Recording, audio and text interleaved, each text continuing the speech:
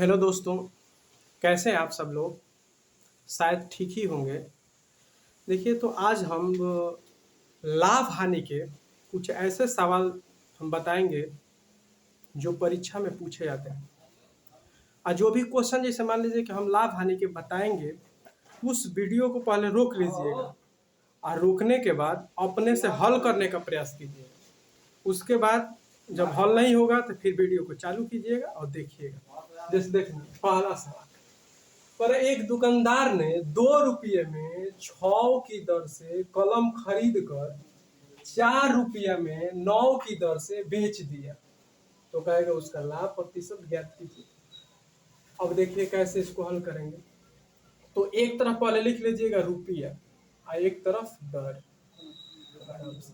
देखिए 2 रुपया लिख लिए, उसके बाद 6 रुपया 6 रुपया लिख लिए, फिर उसके बाद कर 4 रुपया तो 4 रुपया कर लेंगे, उसके बाद 9 की दर से तो 9 कर दिया।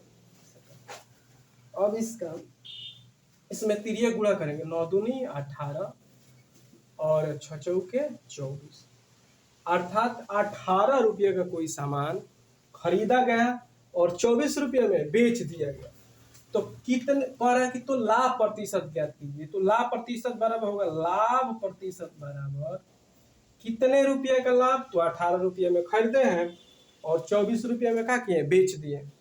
तो 18 रुपये में खरीद कर 24 रुपये में बेच दिए हैं, तो क रुपये का लाभ हुआ, 6 रुपये का लाभ हुआ।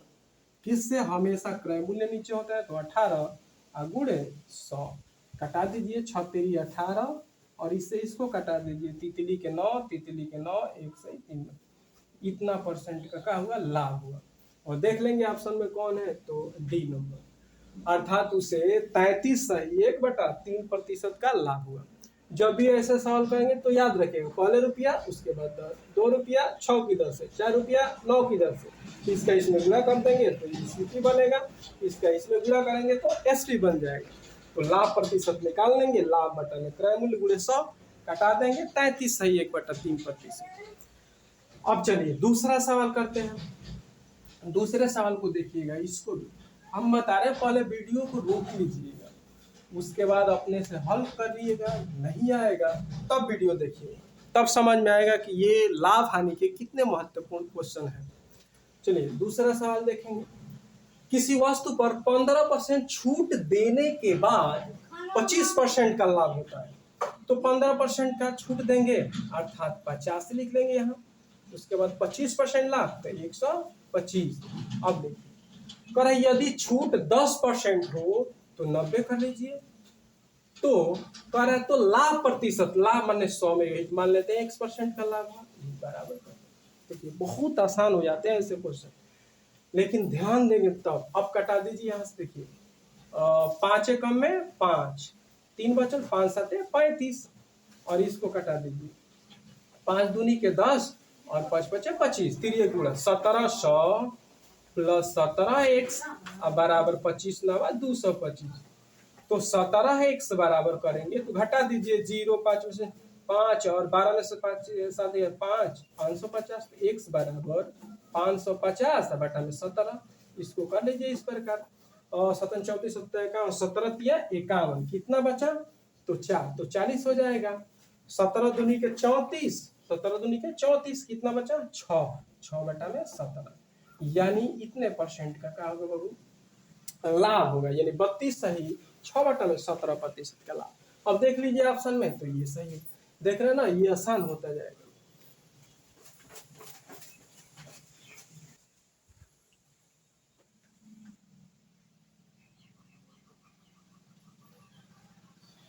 चलिए देखिए इस सवाल को देखेंगे।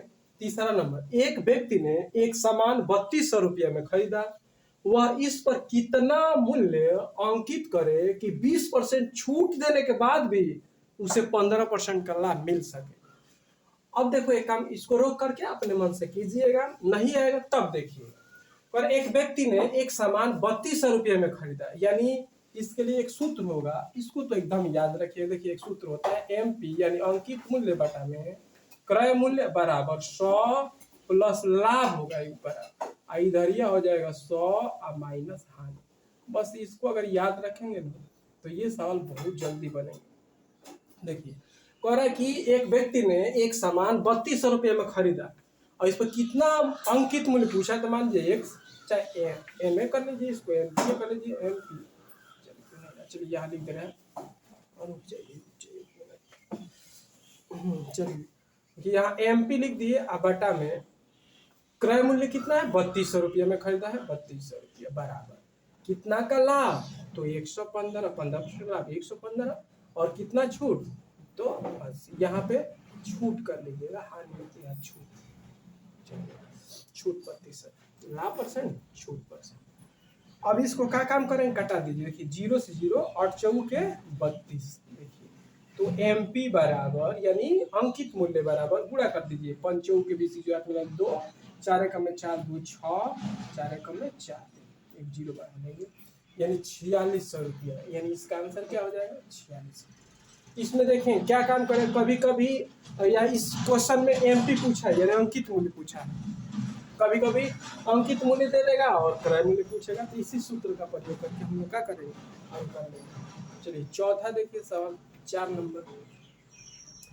4 नंबर कह रहा है कि दो क्रमागत बट्टे 10% और 20% के समतुल्य एक ही बट्टा कितना।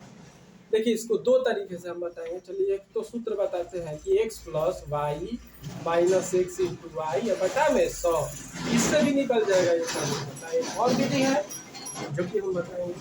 चलिए देखो 10 तो 10 हो गया, प्लस 20 माइनस 10 गुणे 20 बटा में 100 कर लीजिए इस प्रकार, 1 2 1 2 के, यानी 10 10 10 20 कितना हो जाएगा 30 और माइनस 2 बराबर कितना हो जाएगा 28%, यानी इसका आंसर कितना हो जाएगा 28%। ऐसे भी कर सकते हैं, नहीं तो एक और विधि है जो आसान होती है, अगर ना ये भिन्नों के रूप में मिक्स भिन्न में दे देगा सही के रूप में तो दिक्कत होने लगती है। चलिए इसको ऐसे भी कर लेते हैं, 10% बटा में 100, तो 1 बटा में 10, यानी पहले 10 था और 1 का छूट दे दिया तो 9 में बेच दिया।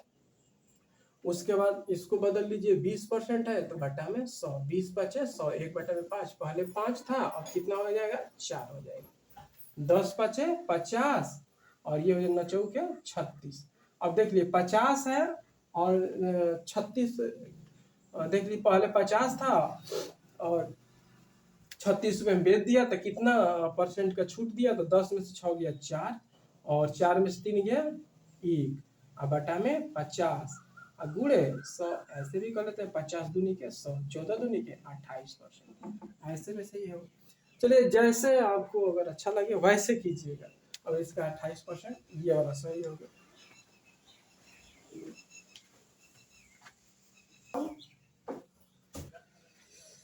चलो देखो 5 नंबर देखो, कर यदि किसी वस्तु को 15% लाभ के बदले 20% लाभ पर बेचा गया होता तो विक्रय मूल्य 500 रुपया अधिक होता, तो क्रय मूल्य ज्ञात कीजिए। देखिए इसको हम दो विधि से बताएंगे, एक विस्तार से और एक शार्ट का, समझिए। तो मान लो पहले तो देखते हैं, माना कि वस्तु का क्रय मूल्य, वस्तु का क्रय मूल्य, वस्तु का क्रय मूल्य बराबर 100 रुपया मान लीजिए। तो 15% लाभ के बदले, तो मान लीजिए 15% लाभ पर बेचा गया तो 115 x बटा में 100 हो जाएगा, के बदले अगर 20% लाभ पर बेचा जाए अर्थात 120 x बटा में 100, तो कह रहा है 500 रुपया अधिक है। तो 500 रुपया अधिक है तो इसका मतलब कि 120 x बटा में 100, इसमें से इसको घटा करके क्या कर देंगे, विक्रय मूल्य के क्या कर देंगे, बराबर कर दीजिए, आंसर हो जाएगा। चलिए 100 एलसीएम ले लीजिए, तो 120 x माइनस 115 x बराबर ये 500 अगुड़े इधर इसको कर लेंगे, इसको मिटा लेंगे, हो गया। चलिए 120 में से 115 तो 5x बराबर 500 अगुड़े 100, 5 से कटा दीजिए एक बार में, यानी x बराबर कितना हो जाएगा 10,000 रुपये, अर्थात उस वस्तु का क्रय मूल्य 10,000। लेकिन एक और विधि है, तो ऐसे कर लीजिए इसको शॉर्टकट में, देखो इसे अब क्या काम करेंगे कि इधर 15% लाभ है और इधर भी लाभ है। जब ये कहीं जैसे लाभ लाभ जैसे सामान देगा, लाभ लाभ हानि हानि तो घटाएंगे, अब विपरीत देगा तो जोड़ देंगे। देखिए 15 और 20 ये लाभ लाभ है तो 20 में से 15 गया कितना हो जाएगा 5%। ये बराबर कितना है 500। तो 1% का मान निकाल लेंगे तो 500 बटा में 5, इसलिए 100% का क्रय मूल्य 100 माने तो 100 कर लीजिए। 5 से 5 कैंसिल तो कितना हो जाएगा, देखिए कितना। ये ट्रिक से याद था, तो इसमें याद रखेंगे कि लाभ लाभ होगा तो हम लोग घटाएंगे, यानी एक जैसे हो तो घटाएंगे, और विपरीत होंगे तो जोड़ देंगे। जैसे लाभ लाभ है तो घटा देंगे, हानि हानि है तो घटाएंगे। लाभ हानि होगा तो जोड़ेंगे, लाभ हानि लाभ होगा तो भी जोड़ेंगे। चलिए अब दूसरा 6 नंबर देखेंगे।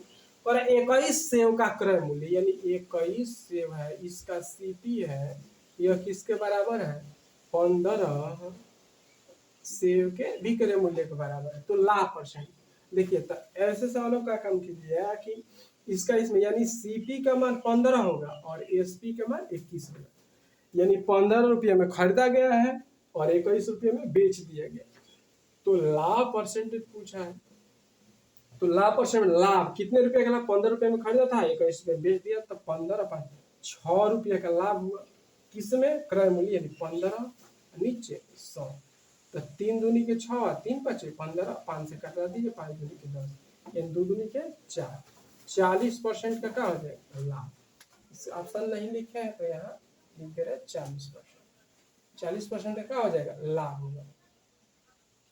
फिर एक बार देखते हैं, ऐसे सवाल का सीपी 15 है और एसपी 21 है, यानी 15 रुपये में खरीदा गया, 21 रुपये में बेच दिया गया, तो 15 6 रुपये का लाभ बटा में क्रय मूल्य कितना होगा 15, 21 में 15 और गुणे 100, 3 दूनी की 6, 3 5 15, 5 दूनी के 10, 2 दूनी के 4, 40% का लाभ। चलिए आज फिर अगले दिन हम लाभ हानि के कुछ ऐसे ही महत्वपूर्ण क्वेश्चन लेकर आएंगे।